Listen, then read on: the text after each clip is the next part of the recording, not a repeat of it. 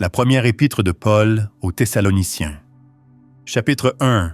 De la part de Paul, Sylvain et Timothée à l'Église des Thessaloniciens, qui est en Dieu le Père et dans le Seigneur Jésus-Christ. Que la grâce et la paix vous soient données de la part de Dieu notre Père et du Seigneur Jésus-Christ. Nous disons constamment à Dieu toute notre reconnaissance pour vous tous en faisant mention de vous dans nos prières. Nous nous rappelons sans cesse l'œuvre de votre foi, le travail de votre amour et la fermeté de votre espérance en notre Seigneur Jésus-Christ, devant Dieu notre Père. Nous savons, frères et sœurs aimés de Dieu, qu'il vous a choisis parce que notre évangile ne vous a pas été prêché en parole seulement, mais avec puissance, avec l'Esprit Saint et avec une pleine conviction. Vous savez en effet comment nous nous sommes comportés parmi vous à cause de vous. Vous-même, vous êtes devenus nos imitateurs et ceux du Seigneur en accueillant la parole au milieu de grandes difficultés avec la joie du Saint-Esprit.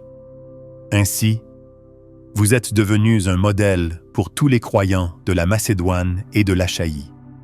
En effet, non seulement la parole du Seigneur a retenti depuis chez vous en Macédoine et en Achaïe, mais c'est aussi partout que votre foi en Dieu s'est fait connaître, de sorte que nous n'avons pas besoin d'en parler. De fait, on raconte à notre sujet quel accueil nous avons eu auprès de vous, et comment vous vous êtes tournés vers Dieu en abandonnant les idoles, pour servir le Dieu vivant et vrai, et pour attendre du ciel son Fils qu'il a ressuscité, Jésus, celui qui nous délivre de la colère à venir. Si vous souhaitez grandir spirituellement et fortifier votre foi, nous avons préparé du contenu exclusif pour vous. Consultez-le dans le premier commentaire épinglé. Chapitre 2. Vous savez vous-même, frères et sœurs, que notre arrivée chez vous n'a pas été sans résultat. Après avoir souffert et avoir été maltraités à Philippe, comme vous le savez, nous avons pris de l'assurance en notre Dieu pour vous annoncer l'Évangile de Dieu à travers bien des combats. En effet, notre prédication ne repose ni sur l'erreur, ni sur des motifs impurs, ni sur la ruse. Mais, puisque Dieu nous a jugés dignes de nous confier l'Évangile, nous parlons, non dans l'idée de plaire à des hommes, mais pour plaire à Dieu, qui éprouve notre cœur. Jamais, en effet, nous n'avons eu recours à des paroles flatteuses, comme vous le savez. Jamais nous n'avons eu la soif de posséder pour mobile, Dieu en est témoin. Nous n'avons pas recherché la gloire qui vient des hommes, ni de vous, ni des autres. Nous aurions pu nous imposer en tant qu'apôtres de Christ, mais nous avons été pleins de bienveillance au milieu de vous. De même qu'une mère prend un tendre soin de ses enfants, nous aurions voulu, dans notre vive affection pour vous, non seulement vous donner l'Évangile de Dieu, mais encore notre propre vie, tant vous nous étiez devenus chers. Vous vous rappelez, frères et sœurs, notre peine et notre fatigue. C'est en travaillant nuit et jour pour n'être à la charge d'aucun d'entre vous que nous vous avons prêché l'Évangile de Dieu. Vous en êtes témoins, et Dieu l'est aussi. Nous nous sommes comportés envers vous qui croyez d'une manière sainte, juste et irréprochable. Vous savez aussi que nous avons été pour chacun de vous ce qu'un père est pour ses enfants. Nous vous avons encouragé, réconforté et supplié de marcher d'une manière digne de Dieu, qui vous appelle à son royaume et à sa gloire. C'est pourquoi nous disons sans cesse à Dieu toute notre reconnaissance de ce que, en recevant la parole de Dieu que nous vous avons fait entendre, vous l'avez accueillie non comme la parole des hommes, mais comme ce qu'elle est vraiment. La parole de Dieu agissant en vous qui croyez. De fait, vous, frères et sœurs, vous êtes devenus les imitateurs des églises de Dieu qui sont en Jésus-Christ en Judée, parce que vous aussi, vous avez enduré de la part de vos propres compatriotes les mêmes souffrances qu'elles de la part des Juifs. Ils ont fait mourir le Seigneur Jésus et leurs prophètes. Ils nous ont persécutés. Ils ne plaisent pas à Dieu. Ils se comportent en adversaires de tous les hommes. Ils nous empêchent de parler aux non-juifs pour qu'ils soient sauvés et portent ainsi constamment leurs péchés à leur comble. Mais la colère a fini par les atteindre. Quant à nous, frères et sœurs, séparés de vous pour un peu de temps, de corps mais non de cœur, nous avons redoublé d'efforts pour vous revoir, car c'était notre grand désir. C'est ainsi que nous avons voulu aller vers vous, du moins moi, Paul, à 1 ou 2 reprises, mais Satan nous en a empêchés. En effet, quelle est notre espérance, ou notre joie, ou notre couronne de gloire? N'est-ce pas vous aussi devant notre Seigneur Jésus lors de son retour? Oui, vous êtes notre gloire et notre joie. Chapitre 3. C'est pourquoi, n'y tenant plus, nous avons jugé bon de rester seuls à Athènes, et vous avons envoyé notre frère Timothée, serviteur de Dieu et notre collaborateur dans l'évangile de Christ, pour vous affermir et vous encourager dans votre foi, afin que personne ne soit ébranlé au milieu des difficultés présentes. En effet, vous le savez vous-même, c'est à cela que nous sommes destinés. De fait, lorsque nous étions chez vous, nous vous annoncions d'avance que nous allions connaître la persécution, et c'est ce qui est arrivé, comme vous le savez. Voilà pourquoi, n'y tenant plus, je l'ai envoyé pour m'informer de votre foi, dans la crainte que le tentateur ne vous ait tenté et que nous n'ayons travaillé pour rien. Mais Timothée vient de nous arriver de chez vous, et il nous a donné de bonnes nouvelles de votre foi et de votre amour. Il nous a dit que vous avez toujours de nous un bon souvenir, et que vous désirez nous revoir autant que nous le désirons aussi. C'est pourquoi, frères et sœurs, dans nos angoisses et nos épreuves, nous avons été encouragés à votre sujet par votre foi. En effet, maintenant nous vivons, puisque vous tenez ferme dans le Seigneur. Comment exprimer en retour toute notre reconnaissance à Dieu à votre sujet pour toute la joie que nous éprouvons à cause de vous devant notre Dieu? Nuit et jour, nous le prions avec beaucoup d'insistance de nous permettre de vous revoir et de compléter ce qui manque à votre foi.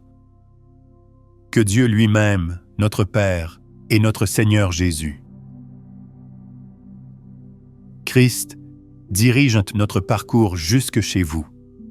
Que le Seigneur fasse grandir et déborder l'amour que vous avez les uns pour les autres et pour tous les hommes, à l'exemple de celui que nous avons pour vous. Qu'il affermisse ainsi votre cœur pour qu'il soit irréprochable dans la sainteté devant Dieu notre Père, lors du retour de notre Seigneur Jésus avec tous ses saints. Chapitre 4. Maintenant donc, frères et sœurs, vous avez appris de nous comment vous devez vous conduire et plaire à Dieu, et c'est ce que vous faites. De même, nous vous le demandons et nous vous y encourageons dans le Seigneur Jésus. Progressez encore. Vous savez, en effet, quelles instructions nous vous avons données de la part du Seigneur Jésus. Ce que Dieu veut, c'est votre progression dans la sainteté. C'est que vous vous absteniez de l'immoralité sexuelle. C'est que chacun de vous sache garder son corps dans la consécration et la dignité, sans le livrer à la passion du désir comme les membres des autres peuples qui ne connaissent pas Dieu. C'est que personne dans ce domaine ne fasse de tort à son frère ou ne porte atteinte à ses droits, parce que le Seigneur fait justice de tous ses actes, comme nous vous l'avons déjà dit et attesté. En effet, Dieu ne nous a pas appelés à l'impureté, mais à la consécration. Celui donc qui rejette ses instructions ne rejette pas un homme, mais Dieu, qui vous a aussi donné son Saint-Esprit. Vous n'avez pas besoin qu'on vous écrive au sujet de l'amour fraternel, car vous avez vous-mêmes appris de Dieu à vous aimer les uns les autres. Et c'est aussi ce que vous faites envers tous les frères et sœurs dans la Macédoine entière. Mais nous vous encourageons, frères et sœurs, à progresser encore, à vous efforcer de vivre en paix, à vous occuper de vos propres affaires et à travailler de vos mains, comme nous vous l'avons recommandé. Ainsi votre conduite sera honorable aux yeux des gens de l'extérieur et vous ne serez dépendants de personne. Nous ne voulons pas, frères et sœurs, que vous soyez dans l'ignorance au sujet de ceux qui sont morts, afin que vous ne soyez pas dans la tristesse comme les autres, qui n'ont pas d'espérance. En effet, si nous croyons que Jésus est mort et qu'il est ressuscité, nous croyons aussi que Dieu ramènera par Jésus et avec lui ceux qui sont morts. Voici ce que nous vous déclarons d'après la parole du Seigneur. Nous les vivants, restez pour le retour du Seigneur. Nous ne devancerons pas ceux qui sont morts. En effet, le Seigneur lui-même, à un signal donné, à la voix d'un archange et au son de la trompette de Dieu, descendra du ciel, et ceux qui sont morts en Christ ressusciteront d'abord. Ensuite, nous qui serons encore en vie, nous serons tous ensemble enlevés avec eux sur des nuées, à la rencontre du Seigneur dans les airs, et ainsi nous serons toujours avec le Seigneur. Encouragez-vous donc les uns les autres par ces paroles. Chapitre 5. En ce qui concerne les temps et les moments, vous n'avez pas besoin, frères et sœurs, qu'on vous écrive à ce sujet. En effet, vous savez bien vous-même que le jour du Seigneur viendra comme un voleur dans la nuit, quand les hommes diront « paix et sécurité ». Alors une ruine soudaine fondra sur eux, comme les douleurs sur la femme enceinte. Ils n'y échapperont pas. Mais vous, frères et sœurs, vous n'êtes pas dans les ténèbres pour que ce jour vous surprenne comme un voleur. Vous êtes tous des enfants de la lumière et des enfants du jour. Nous ne sommes pas de la nuit ni des ténèbres. Ne dormons donc pas comme les autres, mais veillons et soyons sobres.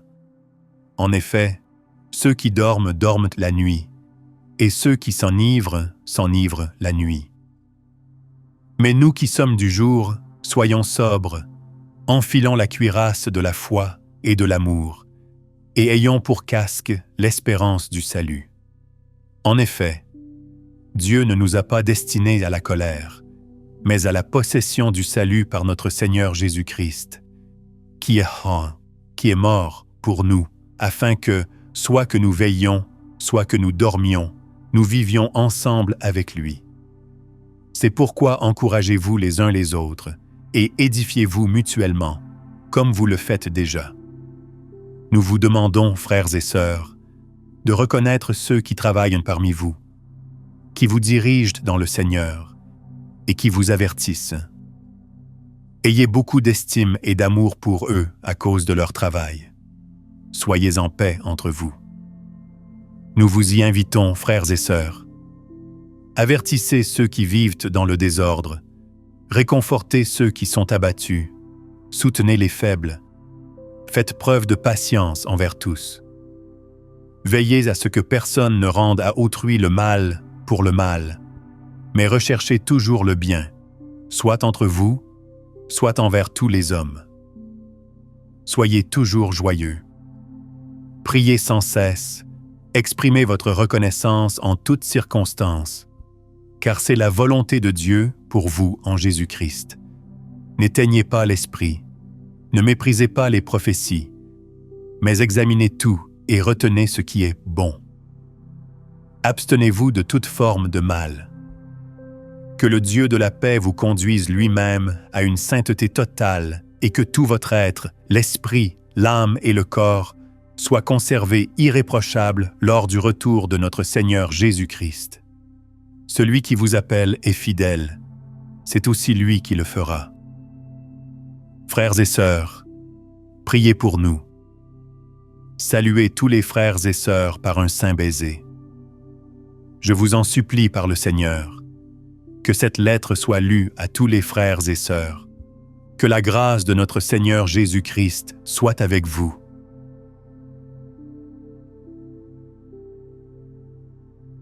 Vous venez d'écouter la première lettre aux Thessaloniciens, le plus ancien écrit du Nouveau Testament qui nous soit parvenu.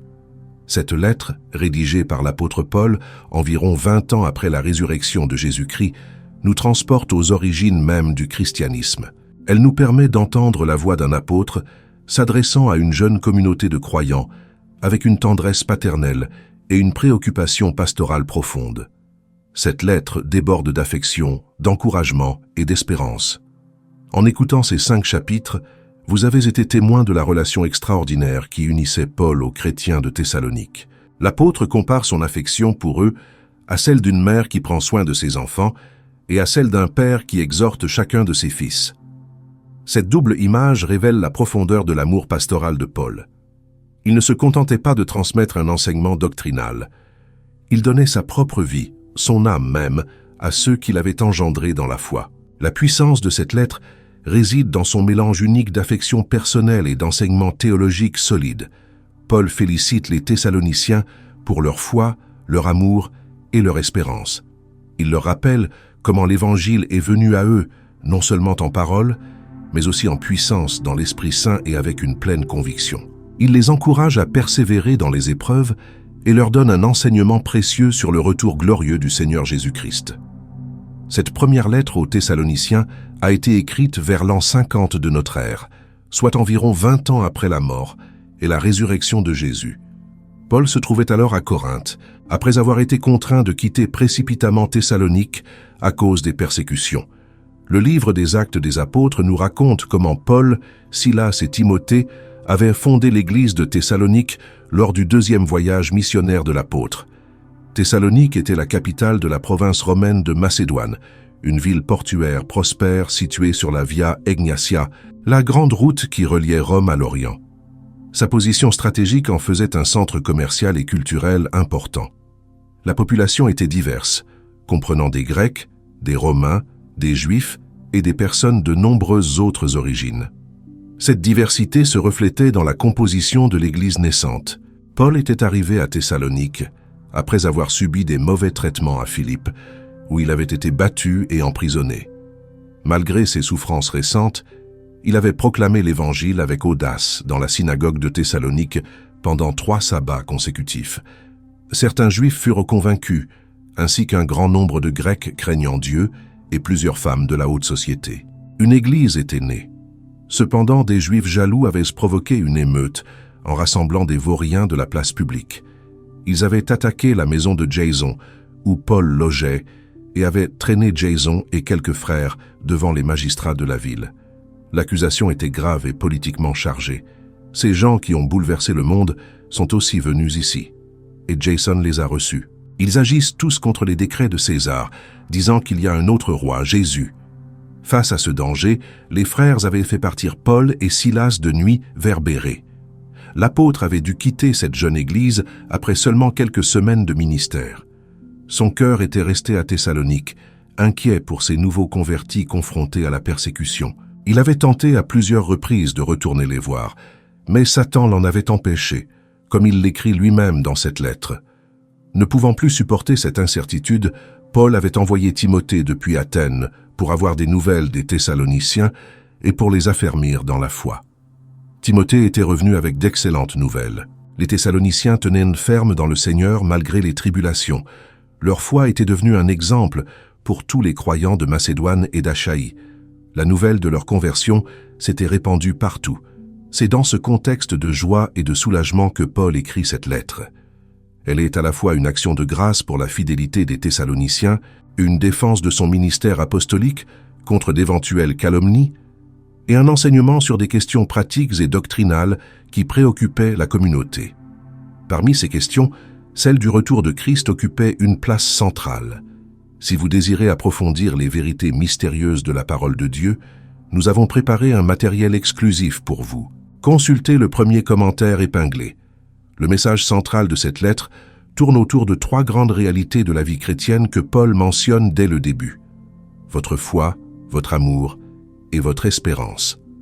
Ces 3 vertus théologales comme les appellera plus tard la tradition chrétienne, forment la structure même de l'existence du croyant. La foi nous relie à Dieu et à son œuvre passée en Christ. L'amour nous relie aux frères et sœurs dans le présent.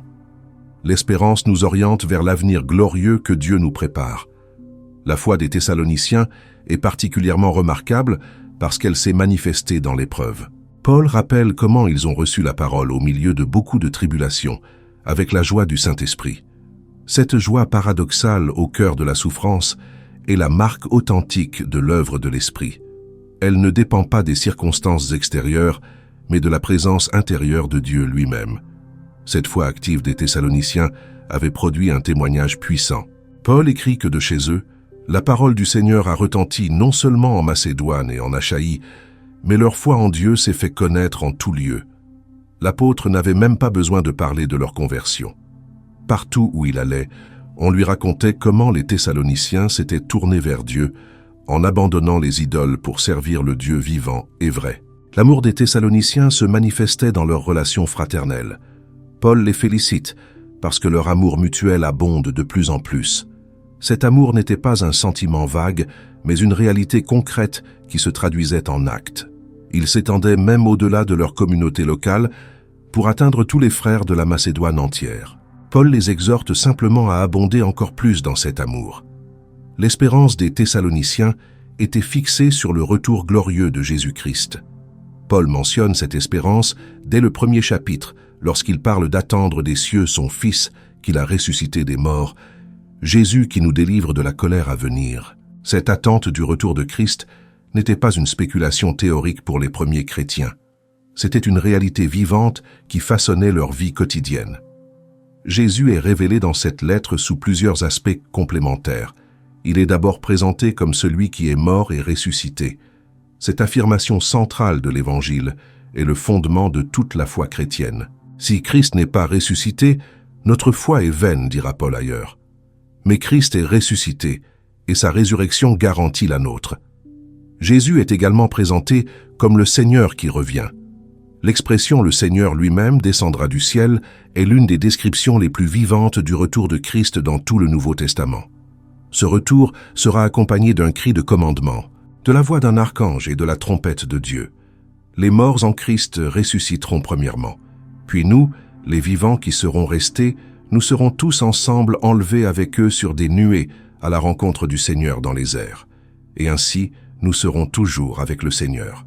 Cette espérance du retour de Christ apportait une consolation puissante aux Thessaloniciens qui s'inquiétaient pour leurs frères et sœurs décédés. Certains craignaient que ceux qui étaient morts avant le retour de Christ soient désavantagés ou exclus de la gloire à venir. Paul les rassure en affirmant que les morts en Christ ressusciteront en premier. Nous ne devancerons pas ceux qui sont morts. Tous ensemble, nous serons réunis avec le Seigneur pour toujours. Le plan de Dieu qui s'accomplit en Jésus était annoncé depuis l'Ancien Testament. Les prophètes avaient parlé du jour de l'Éternel, ce moment où Dieu interviendrait de manière décisive dans l'histoire humaine pour juger les méchants et délivrer son peuple. Paul reprend cette terminologie en parlant du jour du Seigneur qui vient comme un voleur dans la nuit. Mais pour les croyants, ce jour ne doit pas être un sujet de terreur. Nous ne sommes pas destinés à la colère, mais à l'acquisition du salut par notre Seigneur Jésus-Christ. La relation entre cette lettre et le message de Jésus est profonde et multiple. Jésus lui-même avait enseigné sur son retour en gloire. Il avait parlé du Fils de l'homme venant sur les nuées du ciel avec puissance et grande gloire. Il avait averti ses disciples de veiller, car ils ne savaient ni le jour ni l'heure. Paul reprend et développe cet enseignement, l'appliquant à la situation concrète des Thessaloniciens. L'Esprit Saint est mentionné plusieurs fois dans cette lettre comme l'agent de la transformation des croyants. C'est par l'Esprit que l'Évangile est venu aux Thessaloniciens avec puissance et pleine conviction. C'est l'Esprit qui leur donne la joie au milieu des tribulations. C'est l'Esprit que les croyants ne doivent pas éteindre. Cette présence active de l'Esprit distingue la communauté chrétienne de toute autre association humaine. Voulez-vous grandir spirituellement et connaître davantage la parole de Dieu? Nous avons préparé un matériel exclusif pour vous. Accédez-y dans le premier commentaire. La vie chrétienne décrite dans cette lettre est une vie de sanctification. Paul exhorte les Thessaloniciens à marcher d'une manière digne de Dieu qui les appelle à son royaume et à sa gloire. Cette marche implique de s'abstenir de l'impudicité, de posséder son corps dans la sainteté et l'honneur, et non dans la passion de la convoitise, comme les païens qui ne connaissent pas Dieu. La sainteté n'est pas une option pour le chrétien. C'est la volonté même de Dieu pour chacun de ses enfants. Cette sanctification touche tous les aspects de la vie quotidienne. Paul exhorte les Thessaloniciens à travailler de leurs propres mains, à mener une vie tranquille et à ne dépendre de personne. Ces instructions pratiques montrent que la spiritualité chrétienne n'est pas une fuite du monde réel. Elle transforme la manière dont nous vivons dans ce monde, y compris dans les détails les plus ordinaires de notre existence. Le travail honnête est particulièrement souligné. Certains Thessaloniciens, peut-être parce qu'ils attendaient le retour imminent de Christ, avaient cessé de travailler et vivaient aux dépens des autres.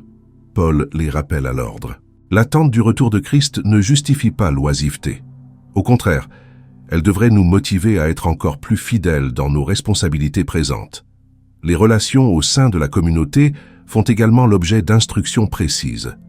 Paul demande aux Thessaloniciens de respecter ceux qui travaillent parmi eux, qui les dirigent dans le Seigneur et qui les avertissent. Ces responsables méritent une estime toute particulière à cause de leur œuvre. La paix doit régner dans la communauté. Les croyants doivent s'avertir mutuellement, consoler les faibles, supporter les faibles et être patients envers tous. La liste d'exhortations qui conclut la lettre est un condensé de sagesse pratique pour la vie chrétienne. Soyez toujours joyeux.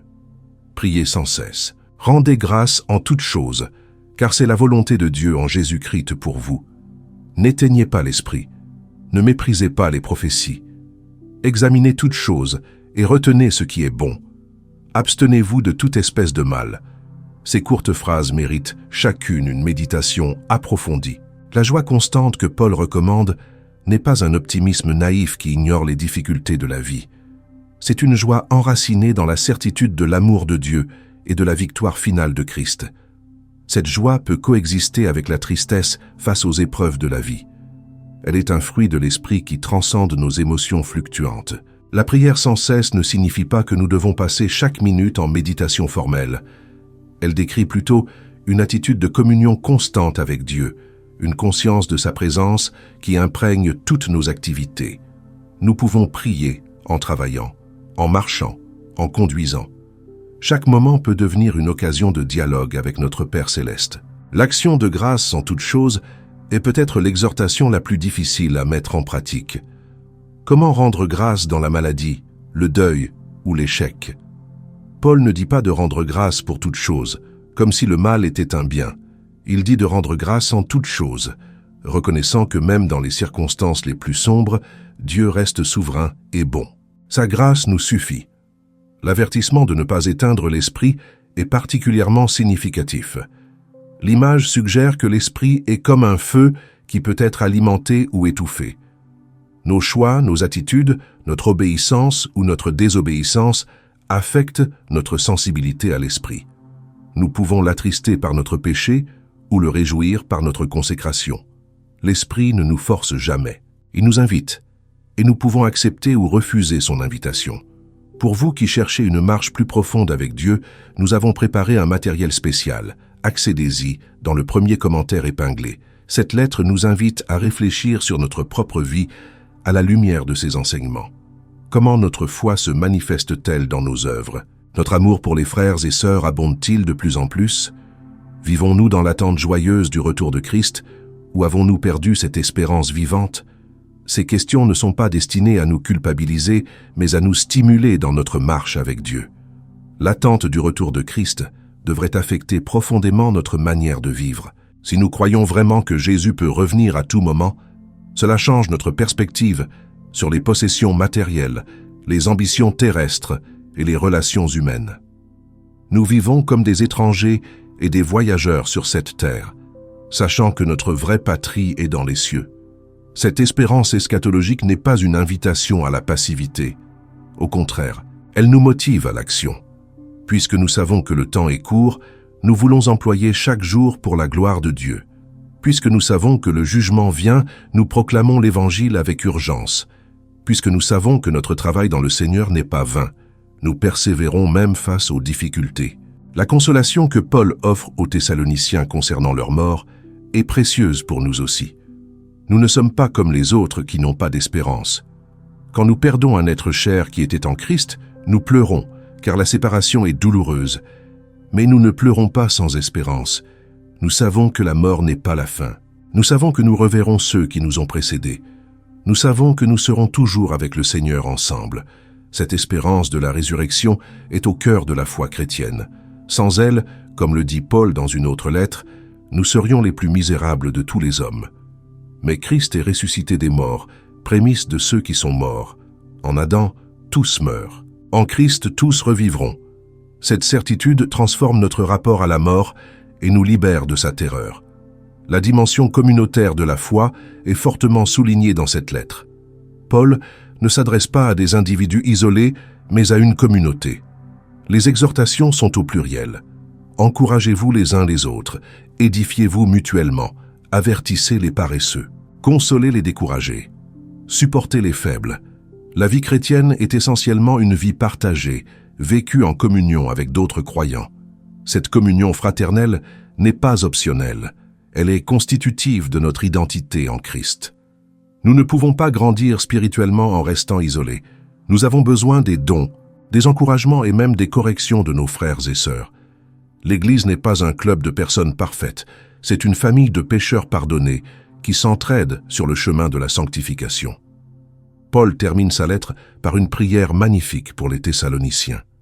Que le Dieu de paix vous sanctifie lui-même tout entier, et que tout votre être, l'esprit, l'âme et le corps, soient conservés irrépréhensibles lors de l'avènement de notre Seigneur Jésus-Christ. Celui qui vous a appelé est fidèle, et c'est lui qui le fera. Cette prière révèle à la fois notre responsabilité de chercher la sainteté et la fidélité de Dieu qui accomplit en nous ce qu'il nous demande. La fidélité de Dieu est le fondement de notre assurance. Ce n'est pas notre capacité à persévérer qui garantit notre salut. C'est la fidélité de celui qui nous a appelés. Il a commencé une bonne œuvre en nous et il la conduira à son terme jusqu'au jour de Jésus-Christ. Cette certitude ne nous rend pas paresseux. Elle nous libère de l'anxiété et nous permet de servir Dieu avec joie plutôt que par crainte. Si vous avez écouté cette lettre avec un cœur ouvert, peut-être avez-vous été touché par l'amour de Paul pour les Thessaloniciens et par l'amour de Dieu pour vous. Peut-être l'espérance du retour de Christ a-t-elle été ravivée dans votre cœur. Peut-être avez-vous été convaincu de certains domaines de votre vie qui ont besoin de changement. Quelle que soit la manière dont Dieu vous a parlé, je vous encourage à répondre avec obéissance. Si vous avez soif de connaître davantage Dieu et sa parole, nous avons préparé quelque chose de spécial pour vous. Accédez-y dans le premier commentaire épinglé. L'évangile que Paul a proclamé aux Thessaloniciens est le même évangile qui nous est offert aujourd'hui. Dieu nous aime d'un amour éternel. Malgré notre péché et notre rébellion, il a envoyé son Fils unique pour mourir à notre place. Jésus a porté sur la croix le châtiment que nous méritions. Par sa mort, il nous a réconciliés avec Dieu. Par sa résurrection, il nous a ouvert le chemin de la vie éternelle. Aujourd'hui, Dieu vous invite à vous tourner vers lui et à croire en son Fils Jésus-Christ. Si vous n'avez jamais fait ce pas de foi, je vous encourage à le faire maintenant. Reconnaissez que vous êtes pécheur et que vous avez besoin du pardon de Dieu. Croyez que Jésus est mort pour vos péchés et qu'il est ressuscité. Confessez-le comme votre Seigneur et Sauveur. Recevez par la foi la vie nouvelle qu'il vous offre gratuitement. Cette décision intérieure doit être suivie d'un engagement public. Le baptême est l'acte par lequel nous déclarons au monde notre foi en Christ. En descendant dans l'eau, nous symbolisons notre mort à l'ancienne vie de péché. En remontant, nous proclamons notre résurrection à une vie nouvelle. Le baptême n'est pas ce qui nous sauve, mais c'est l'expression visible de la foi qui sauve. Si vous êtes déjà un disciple de Jésus-Christ, cette lettre vous appelle à renouveler votre engagement. Peut-être votre amour initial s'est-il refroidi. Peut-être avez-vous perdu l'espérance vivante du retour de Christ. Peut-être vous êtes-vous conformé aux standards du monde plutôt qu'à ceux du royaume. Aujourd'hui est un nouveau jour. Le Dieu fidèle vous invite à revenir à lui de tout votre cœur. Que le Dieu de paix vous sanctifie lui-même tout entier. Que votre esprit, votre âme et votre corps soient conservés irrépréhensibles lors de l'avènement de notre Seigneur Jésus-Christ. Celui qui vous a appelé est fidèle et c'est lui qui le fera. Que la grâce de notre Seigneur Jésus-Christ soit avec vous. Si cette écoute vous a béni, je vous encourage à partager ce message avec d'autres personnes. Quelqu'un dans votre entourage a peut-être besoin d'entendre ces paroles d'espérance et de consolation. En partageant, vous participez à la mission de répandre l'Évangile jusqu'aux extrémités de la terre. N'hésitez pas également à laisser un commentaire pour témoigner de ce que Dieu a fait dans votre cœur. Votre témoignage peut encourager d'autres personnes dans leur propre marche de foi. Que la grâce du Seigneur Jésus-Christ, l'amour de Dieu le Père et la communion du Saint-Esprit soient avec vous tous maintenant et pour l'éternité. Amen. Cette lettre nous enseigne également une leçon précieuse sur le ministère pastoral. Paul nous montre ce que signifie vraiment prendre soin des âmes. Son affection pour les Thessaloniciens n'était pas une stratégie de communication. Elle jaillissait d'un cœur véritablement transformé par l'amour de Christ. Il les aimait non pas pour ce qu'ils pouvaient lui apporter, mais pour ce qu'ils étaient aux yeux de Dieu. Cette qualité d'amour est rare et précieuse. Dans un monde où les relations sont souvent utilitaires, où les gens sont évalués selon leur utilité, l'amour chrétien offre quelque chose de radicalement différent. Nous aimons parce que Dieu nous a aimés le premier. Nous donnons parce que nous avons reçu gratuitement. Nous servons parce que Christ lui-même est venu non pour être servi, mais pour servir. Paul mentionne qu'il aurait pu se prévaloir de son autorité d'apôtre de Christ, mais qu'il a choisi plutôt d'être doux parmi eux, comme une mère qui prend soin de ses enfants. Cette humilité apostolique est un modèle pour tous ceux qui exercent une responsabilité dans l'Église. Le leadership chrétien n'est pas une domination, mais un service.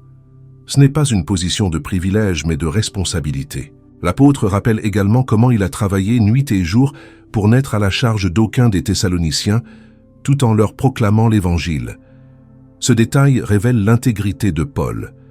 Il ne prêchait pas pour de l'argent, il ne manipulait pas les gens pour en tirer un profit personnel. Son motif était uniquement la gloire de Dieu et le bien des âmes. Cette pureté de motivation est essentielle pour tout ministère authentique. La défense que Paul fait de son ministère dans les premiers chapitres suggère que certains l'avaient peut-être calomnié après son départ précipité de Thessalonique. Ses adversaires l'accusaient probablement d'être un charlatan qui exploitait les gens crédules. Paul répond, en rappelant aux Thessaloniciens ce qu'ils ont eux-mêmes observé de sa conduite parmi eux. Son témoignage irréprochable était sa meilleure défense. Cette situation nous rappelle que même les serviteurs les plus fidèles peuvent être calomniés et mal compris. Paul lui-même, l'apôtre choisi par Christ, n'a pas été épargné par les attaques.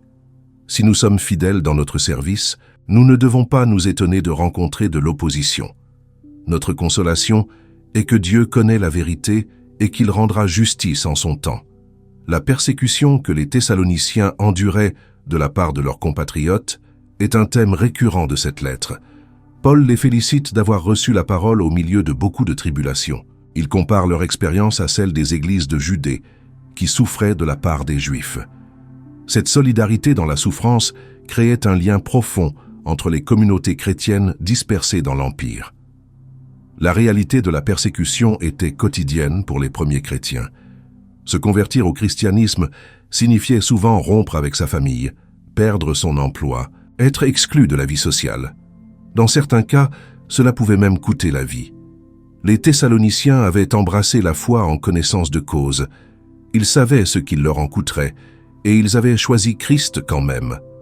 Cette disposition à souffrir pour la foi est la marque d'une conversion authentique. Celui qui suit Christ uniquement pour les bénéfices qu'il peut en tirer, abandonnera rapidement quand les difficultés surviendront. Mais celui qui a vraiment rencontré le Seigneur vivant sait que rien dans ce monde ne vaut la perte de cette relation. Les persécutions peuvent enlever nos biens, notre liberté, même notre vie, mais elles ne peuvent pas nous séparer de l'amour de Dieu en Jésus-Christ.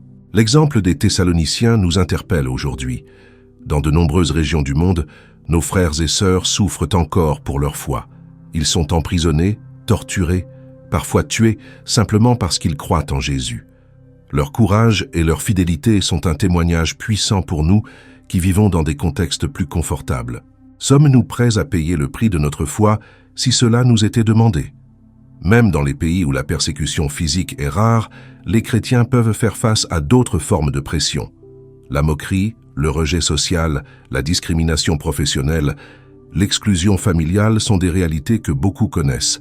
La tentation est grande de minimiser notre foi, de la rendre plus acceptable aux yeux du monde. Mais Paul nous rappelle que nous devons plaire à Dieu plutôt qu'aux hommes.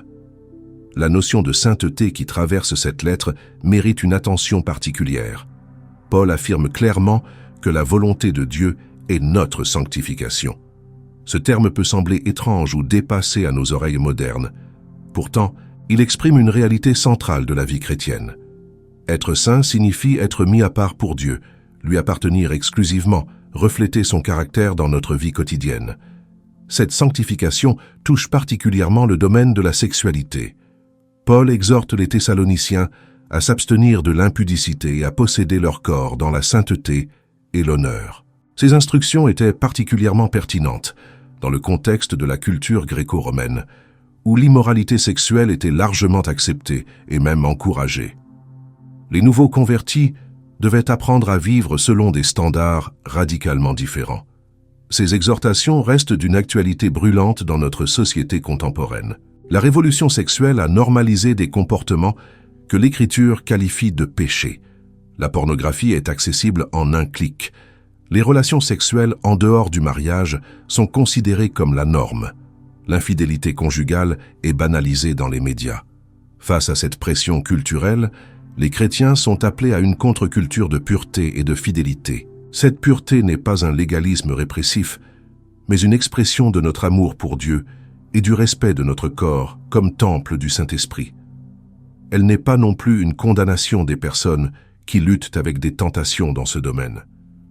Nous sommes tous des pécheurs sauvés par grâce. Mais la grâce qui nous sauve nous transforme aussi. Elle nous donne le pouvoir de dire non au péché et oui à la justice. L'enseignement de Paul sur le travail dans cette lettre est également digne d'attention. Il exhorte les Thessaloniciens à travailler de leurs propres mains, à mener une vie tranquille et à ne dépendre de personne. Ces instructions semblent contredire une spiritualité qui mépriserait les activités terrestres, au profit d'une contemplation détachée du monde. Le christianisme authentique valorise le travail honnête comme une vocation divine. Chaque profession, aussi humble soit-elle, peut être exercée pour la gloire de Dieu.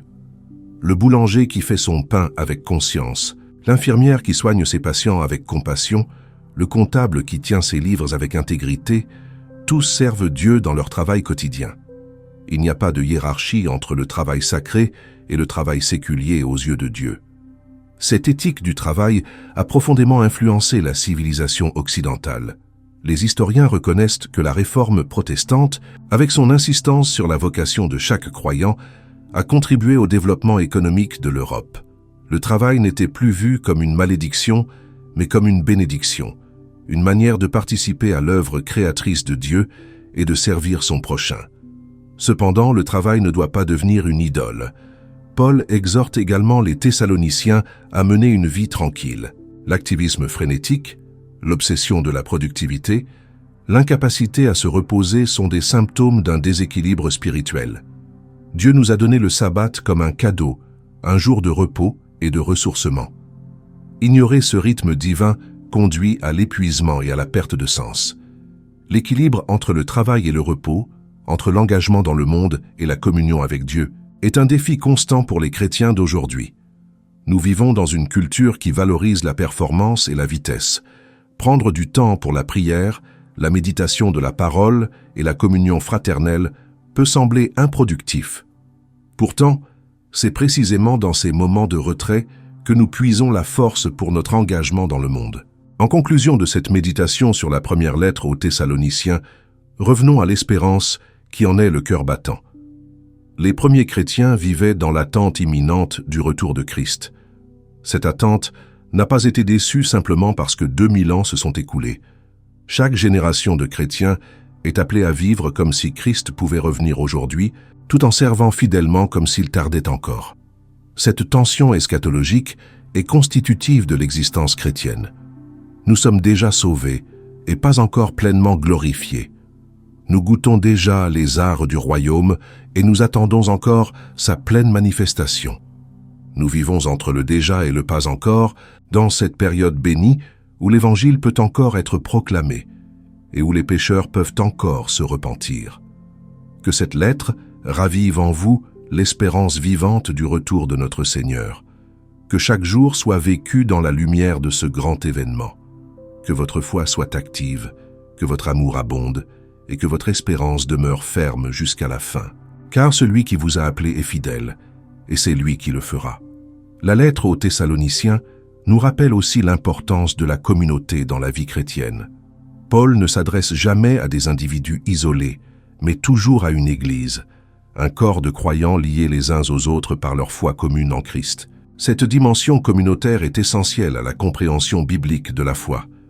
Dans notre culture occidentale, marquée par l'individualisme, nous avons tendance à privatiser la foi. Ma relation personnelle avec Dieu devient le centre de tout, au détriment de la vie en communauté. Mais le Nouveau Testament ne connaît pas de chrétiens solitaires. Nous sommes sauvés pour être intégrés dans une famille, le peuple de Dieu. L'Église universelle manifestée localement dans des assemblées concrètes. Les exhortations mutuelles de cette lettre soulignent cette interdépendance. Encouragez-vous les uns les autres. Édifiez-vous réciproquement. Avertissez ceux qui vivent dans le désordre. Consolez ceux qui sont abattus. Soutenez les faibles. Soyez patients envers tous. Ces verbes au pluriel nous rappellent que la vie chrétienne se vit ensemble, dans la réciprocité du don et de la réception. Cette communauté chrétienne n'est pas un club social où l'on vient chercher des services ou des relations agréables. Elle est le corps de Christ sur terre, appelé à manifester sa présence et à poursuivre sa mission. Chaque membre a reçu des dons de l'Esprit pour l'édification du corps tout entier. Personne n'est inutile. Personne n'est dispensable. Chacun a sa place et son rôle à jouer. La vision de l'Église que Paul transmet aux Thessaloniciens est celle d'une famille où règne l'amour, le respect et l'entraide. Les plus forts portent les fardeaux des plus faibles. Les plus matures accompagnent les plus jeunes dans la foi. Les dons des uns complètent les manques des autres. Dans cette diversité harmonieuse, la beauté de Christ se manifeste au monde. Cette communauté est également caractérisée par la joie. Malgré les persécutions, malgré les difficultés, les Thessaloniciens avaient reçu la parole avec la joie du Saint-Esprit. Cette joie n'est pas une émotion superficielle qui dépend des circonstances. C'est un fruit profond de la présence de l'Esprit en nous. Elle peut coexister avec les larmes et la souffrance parce qu'elle est ancrée dans une réalité qui transcende notre situation présente. Paul commande aux Thessaloniciens de se réjouir toujours. Ce commandement peut sembler étrange. Comment peut-on commander une émotion? Mais la joie chrétienne n'est pas simplement une émotion. C'est un choix, une décision de fixer nos yeux sur Christ plutôt que sur nos problèmes. C'est un acte de foi qui affirme la bonté de Dieu, même quand les circonstances semblent la contredire. Cette joie est contagieuse. Une communauté joyeuse attire les gens. Elle témoigne de la réalité de l'Évangile plus éloquemment que bien des sermons. Les gens veulent savoir pourquoi ces chrétiens peuvent se réjouir malgré leurs épreuves. Cette question ouvre la porte au témoignage de Christ qui est la source de notre joie. Enfin, cette lettre nous rappelle que notre passage sur cette terre n'est qu'un prélude à l'éternité. Nous attendons des cieux le Fils de Dieu, Jésus, qui nous délivre de la colère à venir. Cette attente oriente toute notre vie. Elle relativise nos soucis temporels sans les ignorer. Elle nous donne une perspective éternelle qui transforme notre manière de vivre ici et maintenant. Puisse le Seigneur vous bénir et vous garder. Puisse-t-il faire briller sa face sur vous et vous accorder sa grâce. Puisse-t-il tourner sa face vers vous et vous donner la paix. Que la grâce de notre Seigneur Jésus-Christ soit avec vous tous. Amen.